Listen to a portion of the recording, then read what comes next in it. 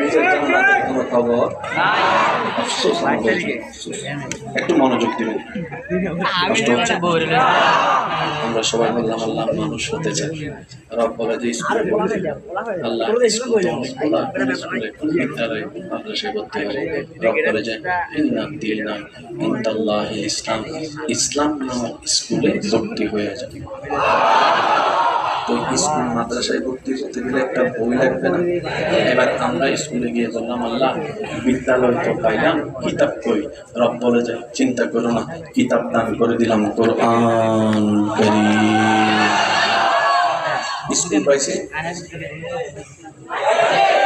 কিতাব পাইছি, কেন ভর্তি হব? মানুষ সবার জন্য, বলেন কেন ভর্তি হব? তাহলে স্কুলও আছে, কিতাবও আছে, শিক্ষক একজন দরকার নাই? আল্লাহ একজন শিক্ষক ছাড়া আমরা কেমনে পড়বো? রব বলে যে শিক্ষক পাঠাই দিলাম।